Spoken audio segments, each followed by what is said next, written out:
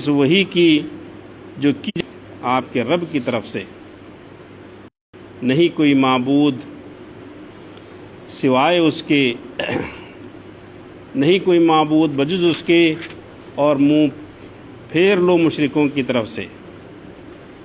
اور اگر چاہتا اللہ تعالیٰ تو وہ شرک نہ کرتے، اور نہیں بنایا ہم نے آپ کو ان پر نگہبان، اور نہیں ہیں آپ ان کے ذمہ دار، اور تم نہ برا بلا کہو انہیں جن کی یہ پرستش کرتے ہیں اللہ کے سوا، ایسا نہ ہو کہ وہ بھی برا بلا کہنے لگیں اللہ کو زیادتی کرتے ہوئے جہالت سے۔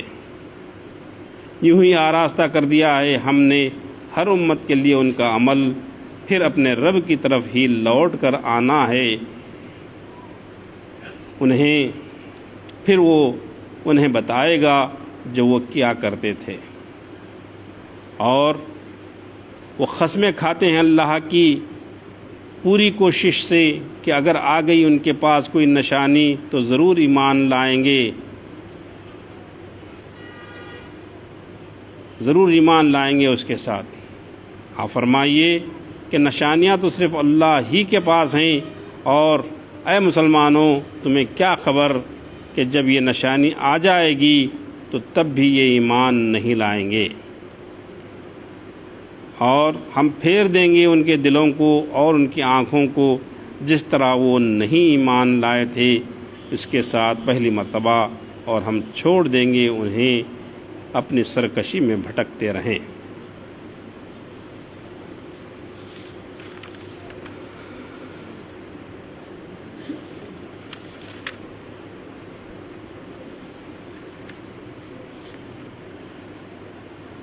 بدی اس پیدا کرنے والے کو کہا جاتا ہے جس نے کوئی نمونہ سامنے رکھے بغیر کسی چیز کو پیدا کیا۔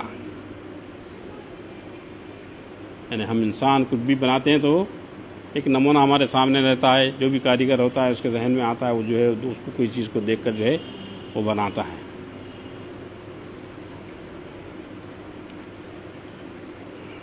لیکن اللہ بغیر اس کے بس کسی چیز کا حکم دیتا ہے کہ کن وہ ہو جاتی ہے، اس کے سامنے اس سے پری ماڈل نہیں رہتا۔ بدی اس پیدا کرنے والے کو کہا جاتا ہے جس نے کوئی نمونہ سامنے رکھے بغیر کسی چیز کو پیدا کیا ہو، اور یہ اللہ تعالیٰ کی صفت ہے کیونکہ اسی نے آسمان اور زمین کو بغیر کسی سابقہ مثال اور نمونے کے تخلیق فرمایا۔ وہ ہر چیز کا خالق ہے، کون؟ اللہ تعالیٰ ہر چیز کا خالق ہے، اور ہر چیز اس کی مخلوق ہے۔ خالق اور مخلوق کے درمیان صرف عبودیت اور بندگی کا ہی رشتہ ہے۔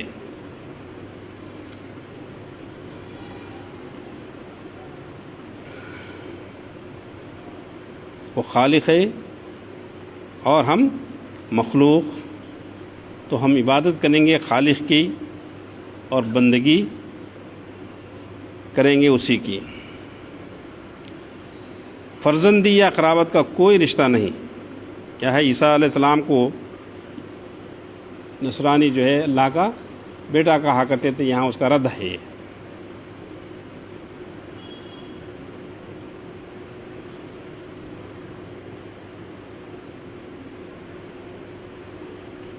کیونکہ جس نے محض اپنے قدرت سے زمین اور آسمان کو پیدا کر دیا، اسے اب بیٹوں اور دوسرے رشتہ داروں اور سہاروں کی ضرورت نہیں۔ اور اگر تم اپنے اجڑپن میں غلط خیالی سے اس کی اولاد بنانے پر مصر ہو تو پہلے یہ بتاؤ کہ اس کی بیوی کون ہے جس کے بطن سے اس کو یہ اولاد ہوئی، اور جب اس کی کوئی بیوی نہیں تو اولاد کہاں سے آ گئی۔ تو اس طرح سے اس آیت کے اندر جو ہے نصرانیوں کا جو عقیدہ تھا کہ حضرت عیسیٰ علیہ السلام جو ہے اللہ کے بیٹے ہیں، اس کا بتلان کیا جا رہا ہے۔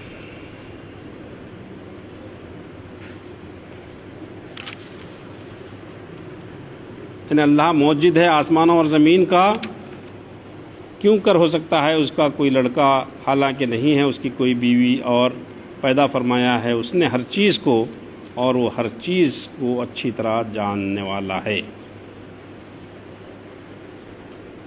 پھر اگلی آیت میں ارشاد ہو رہا ہے یہ اللہ ہے جو تمہارا پروردگار ہے، نہیں کوئی خدا سوائے اس کے۔ اللہ کی وحدانیت کا، اللہ کے معبود ہونے کا جو ہے یہاں اس میں بیان ہو رہا ہے۔ یہ اللہ ہے جو تمہارا پروردگار ہے، تمہارا پالنے والا ہے، نہیں کوئی خدا سوائے اس کے، پیدا کرنے والا ہے ہر چیز کو۔ اللہ تعالیٰ ہر چیز کو پیدا کرنے والا ہے، بس عبادت کرو اس کی۔ پھر یہ بیان ہونے کے بعد، اپنے خالق ہونے کا ثبوت پیش کرنے کے بعد، اللہ تعالیٰ فرما رہا ہے اے مخلوق، اے انسانوں، اے لوگو، اللہ ہی کی عبادت کرو، میری عبادت کرو، بس عبادت کرو اس کی، اور وہ ہر چیز پر نگہبان ہے، وہ ہر چیز کو دیکھ رہا ہے۔ پھر اگلی آیت میں ارشاد ہو رہا ہے نہیں گھیر سکتی اسے نظریں، نہیں گھیر سکتی اسے نظریں، اور وہ گھیرے ہوئے ہے سب نظروں کو، اور وہ بڑا باریک بین اور پوری طرح باخبر ہے۔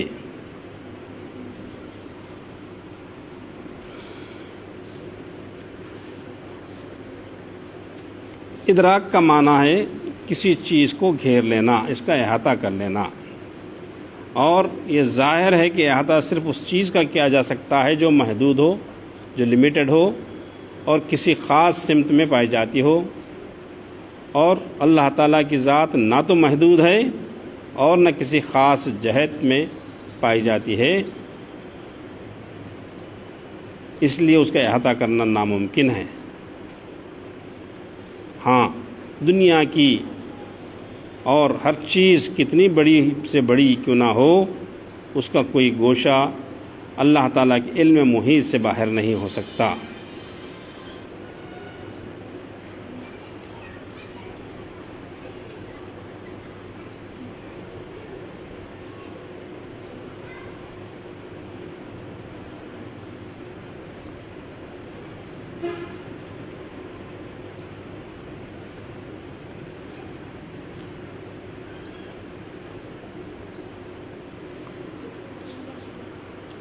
یہاں کچھ لوگ جیسے کہ معتزلہ اور خوارج جو ہے اس آیت سے جو ہے اللہ تعالیٰ کا دیدار ناممکن ہے بول کر جو ہے یاخذ کیے ہیں۔ معتزلہ اور خوارج نے اس آیت سے یاخذ کیا ہے کہ اللہ تعالیٰ کا دیدار اس دنیا میں اور آخرت میں بھی ناممکن ہے، حالانکہ ویسا نہیں ہے۔ اللہ تعالیٰ خود دوسری آیت میں فرماتا ہے کہ جو ہے جنت میں جو ہے جو ایمان والے ہیں اللہ کو دیکھ کر مسرور ہوں گے، لیکن ان کا یہ استنباط غلط ہے، ان کا یہ جو معنی لینا غلط ہے، کیونکہ قرآن کی دوسری آیات صاف بتا رہی ہیں کہ قیامت کے دن مومنین کو دیدار الہی ہوگا۔ وجوہم یومئذ ناظرۃ الی ربہا ناظرۃ، بعض چہرے اس روز قیامت میں شگفتہ ہوں گے، خوشی سے کھل رہے ہوں گے اور اپنے رب کی طرف دیکھ رہے ہوں گے۔ یہ قرآن کی آیت ہے۔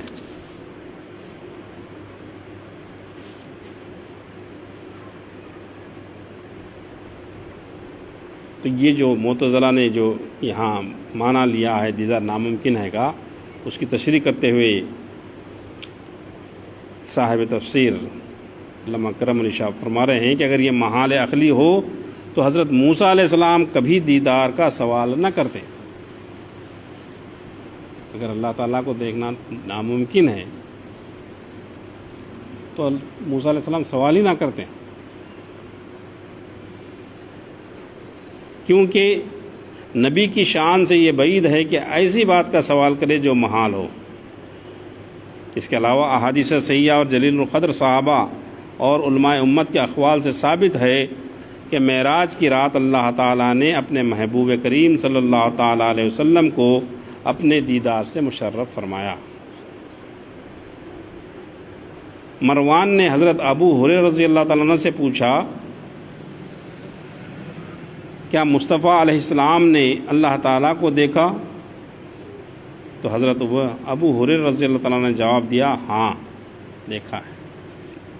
حضرت ابن عباس کا یہی قول ہے۔ حضرت احمد بن حنبل سے اس کے متعلق پوچھا گیا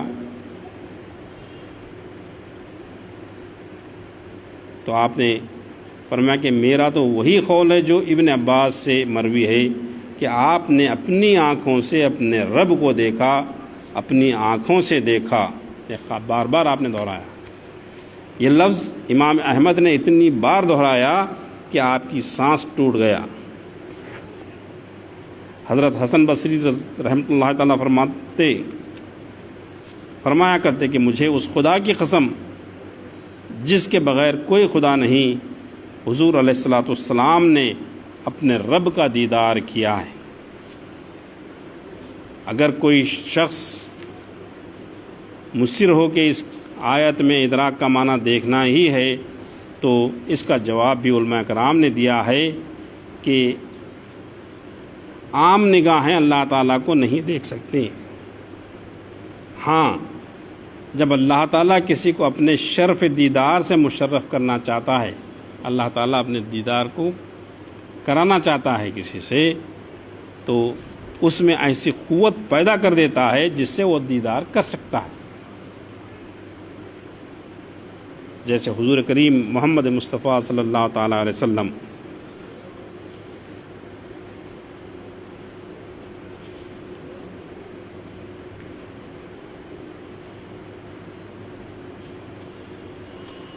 نہیں گھیر سکتی اسے نظریں، اور وہ گھیرے ہوئے سب نظروں کو، اور وہ بڑا باریک بین اور پوری طرح باخبر ہے۔ بے شک آئیں تمہارے پاس، اگلی آیت میں فرما رہا ہے اللہ تعالیٰ، بے شک آئیں تمہارے پاس آنکھیں کھولنے والی دلیلیں اپنے رب کی طرف سے۔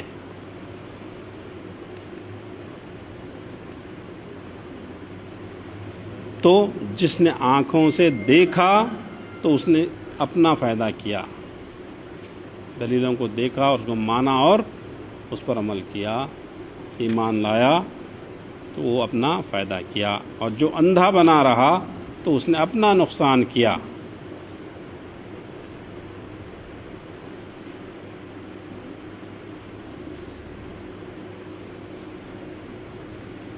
بصائر جو اس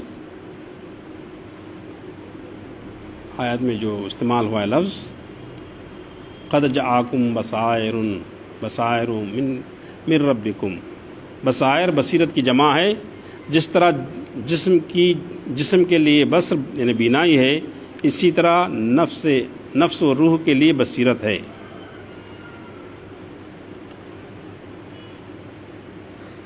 وہی لنفسہ کالبصر البدن، اور یہاں اس سے مراد روشن دلیلیں ہیں۔ اس آیت کا مقصد یہ ہوا کہ تمہاری ہدایت اور رہنمائی کے لیے روشن دلیلیں آ گئی ہیں۔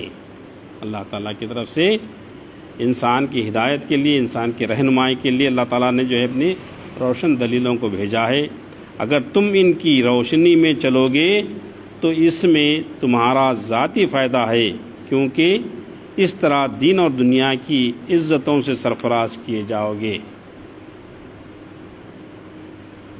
اللہ تعالیٰ کے انعامات ہم اگر اس پر چلیں گے، اللہ کی روشن آیات کو قبول کرتے ہوئے اس پر ہم عمل کریں گے تو سرخ روح ہوں گے، اور اگر آنکھیں بند رکھو گے تو خود ہی ہلاکت کے گڑھے میں گرو گے، کسی کا کیا بگڑے گا۔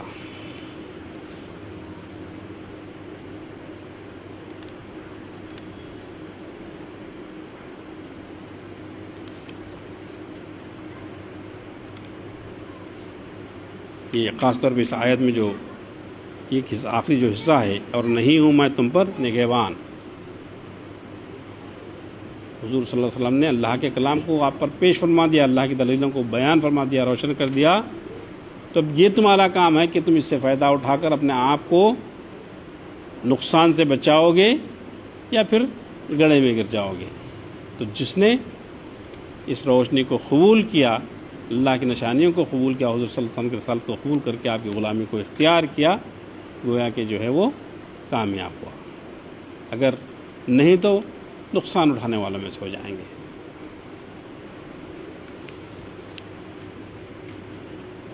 پھر آگے اور ارشاد ہو رہا ہے، اور اسی طرح ہم طرح طرح سے بیان کرتے ہیں توحید کی دلیلوں کو،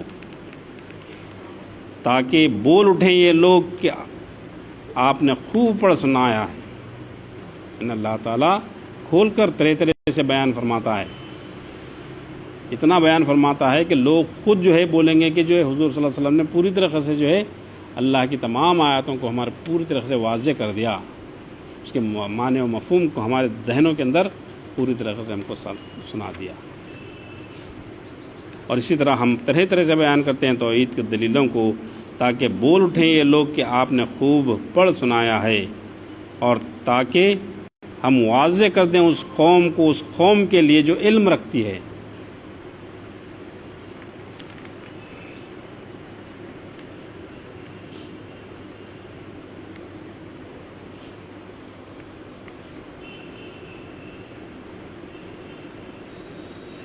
پھر آگے ارشاد ہو رہا ہے،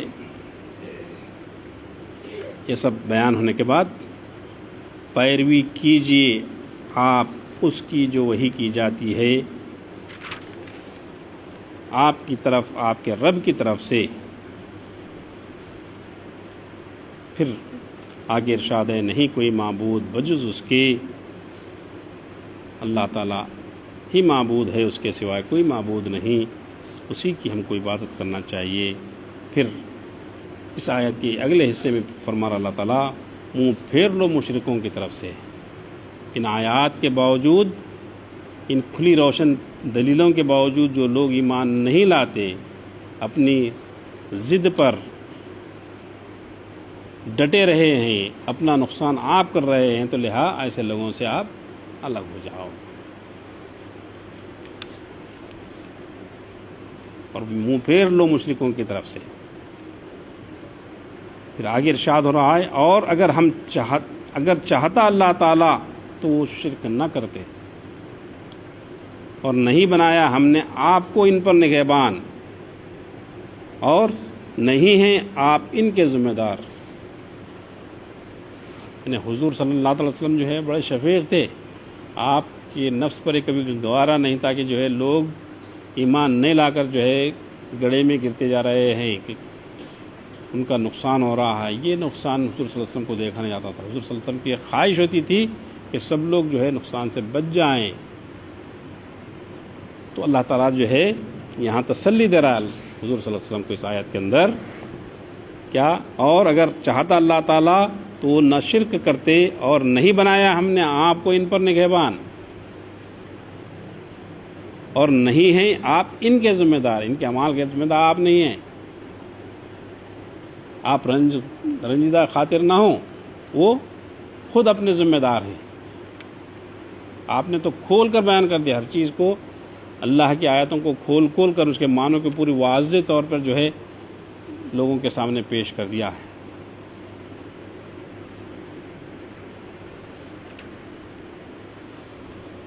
اس کے بعد مشرکوں سے منہ پھیر لینے کے بعد، حضور کی تسلی دینے کے بعد، اب اللہ تعالیٰ یہاں فرما رہے ہیں مسلمانوں سے، اور تم نہ برا بلا کہو انہیں جن کی یہ پرستش کرتے ہیں اللہ کے سوا۔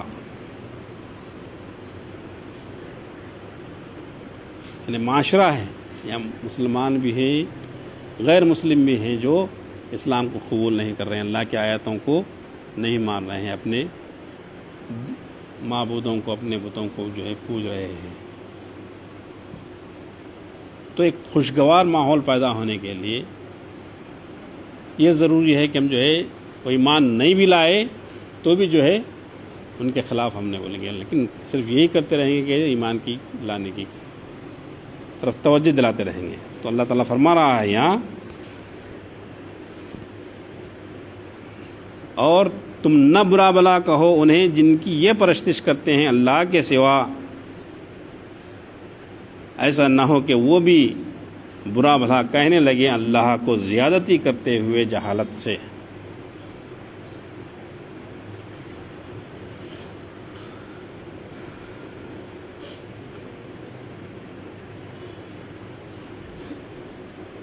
مبلغ اگر صحیح تربیت یافتہ نہ ہو تو اپنے نظریات اور عقائد کی تبلیغ و اشاعت کے جوش میں وہ حد اعتدال سے تجاوز کر جاتا ہے اور معقولیت کا دامن اس کے ہاتھ سے چھوٹ جاتا ہے، اور اس کا نتیجہ یہ ہوتا ہے کہ اس کے نظریات اور عقائد کے متعلق اس کے سامعین، اس کے سننے والوں کے دلوں میں نفرت اور تعصب پیدا ہو جاتا ہے، اور بسا اوقات نوبت گالی گلوچ تک پہنچ جاتی ہے۔ اس آیت سے مبلغین اسلام کی تربیت مقصود ہے تاکہ وہ اسلام کی دعوت کو پوری شائستگی اور متانت سے پہنچانے کے لیے تیار ہو جائیں۔ انہیں حکم دیا کہ مشرکین کے باطل خداؤں کو برا بھلا نہ کہو، کہیں ایسا نہ ہو کہ وہ مشتعل ہو کر تمہارے معبود برحق کی جناب میں گستاخی کرنے لگیں۔ اس انداز سے انہیں اسلام کا پیغام پہنچاؤ اور ان کے عقائد باطلہ کی تردید کرو کہ انہیں تمہاری دعوت قبول کرنے کے بغیر کوئی چارہ کار نہ رہے۔ جہالت اور زیادتی سے علماء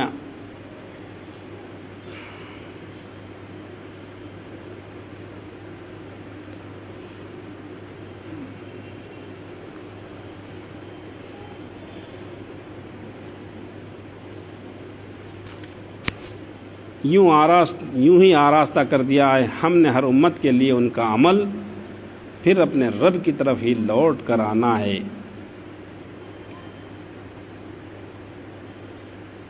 اپنے رب کی طرف ہی لوٹ کر آنا ہے انہیں، پھر وہ انہیں بتائے گا جو وہ کیا کرتے تھے۔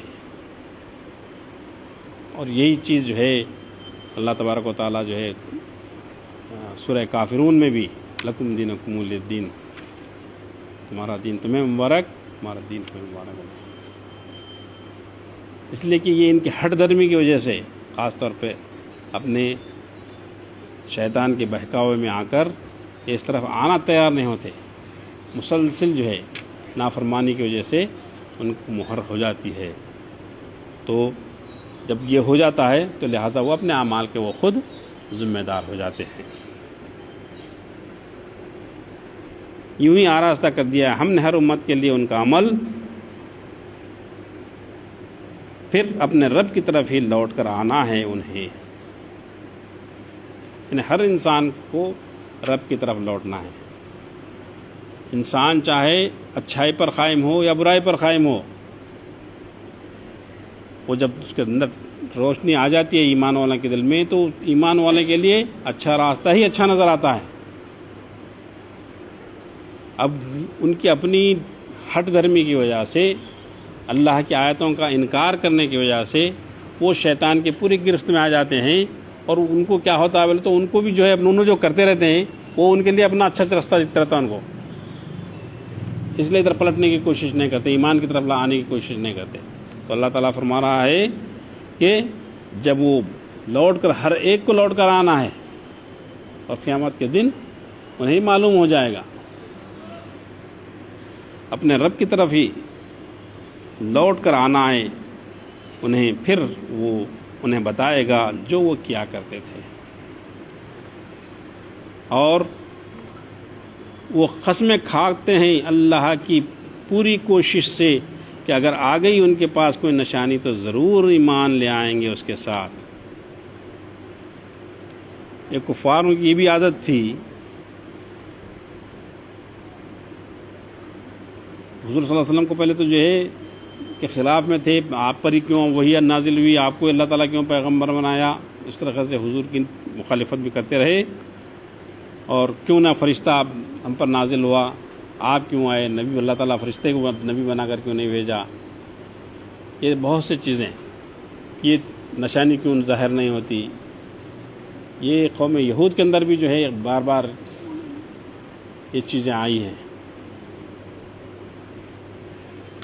تو یہاں اللہ تعالیٰ فرما رہا ہے کہ اگر نشانی کوئی ظاہر تر مثلا فرشتے آ جاتے ہیں یا کچھ آ جاتے ہیں تو وقت ختم ہو جاتا، فیصلے کا وقت ہی آ جاتا، اور وہ قسمیں کھاتے ہیں اللہ کی پوری کوشش سے کہ اگر آ گئی ان کے پاس کوئی نشانی تو ضرور ایمان لائیں گے ان کے ساتھ۔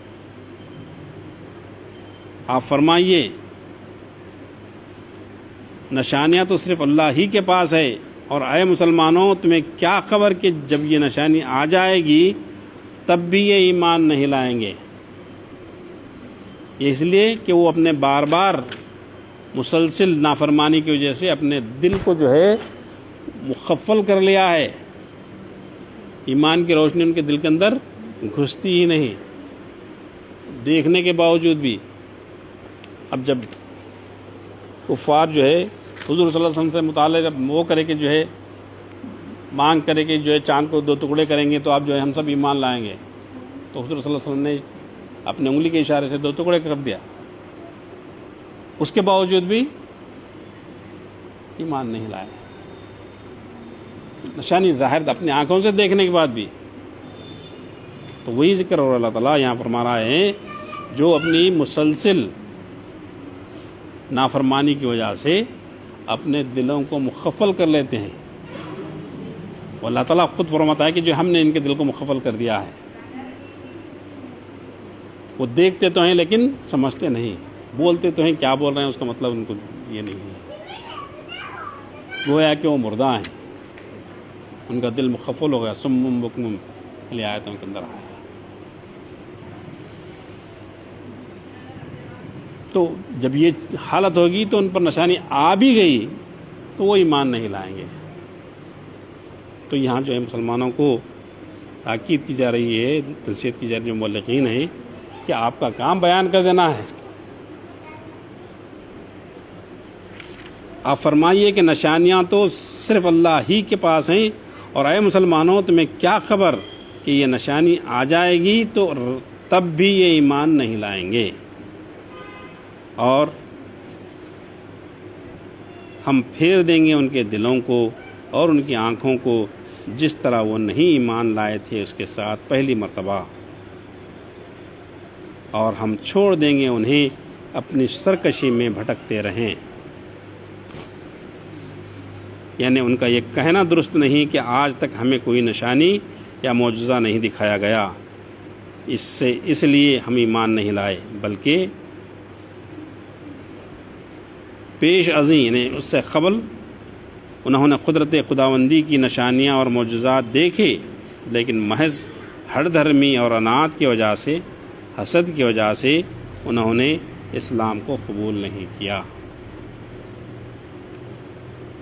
کفار تو ہر دھرمی میں رہے، یہ یہودی لوگ، یہودیوں کے اندر تو ان کی تورات کے اندر صاف الفاظ کے اندر وضاحت کے ساتھ حضور صلی اللہ علیہ وسلم کا ذکر موجود تھا، اور کیسے ہوں گے، کیا ہوں گے۔ اللہ تعالیٰ خود فرماتا ہے کہ جو ہے یہ یہودی حضور صلی اللہ علیہ وسلم کو ایسا پہچانتے ہیں جیسا کہ اپنی اولاد کو پہچانتے ہیں، اس کے باوجود بھی جو ہے حسد کی وجہ سے یعنی نبی ہمارے قوم میں کیوں نہیں آیا بلکہ ادھر کیوں آیا، یہ حسد کی وجہ سے جو ہے یہودی ایمان نہیں لایا۔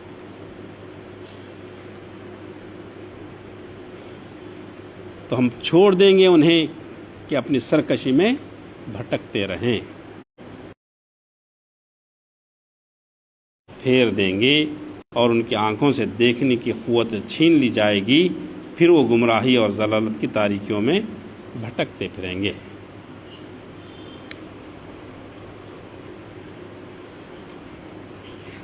اللہ تبارک و تعالیٰ سے دعا ہے کہ جو ہے اللہ تعالیٰ ہمیں سیدھے راستے پر چلائے، حضور صلی اللہ علیہ وسلم کی غلامی ہمارے دلوں کے اندر رچ بس جائے، اور حضور کی محبت ہمارے اندر داخل ہو، ہماری ہر زندگی کا ہر لمحہ حضور کی محبت میں گزرے، اور ہر اس کام سے بچیں جس سے اللہ اور اللہ کے حبیب جو ہے ناراض ہوتے ہوں، اور ہر وہ کام میں ہمیں خوشی ملے جس سے اللہ اور اللہ کے حبیب راضی ہوتی ہوں۔ وآخر دعوانا الحمدللہ رب العالمین۔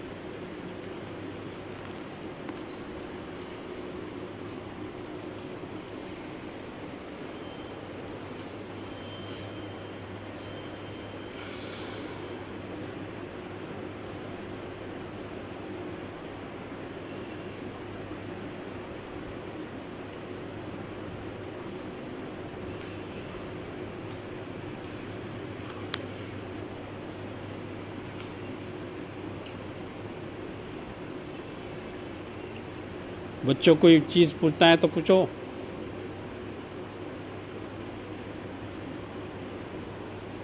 آؤ قریب قریب آؤ.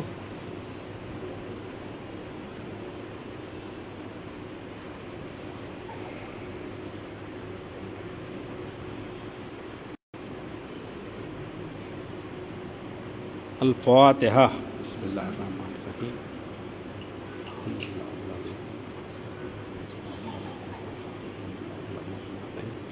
مالک یوم الدین.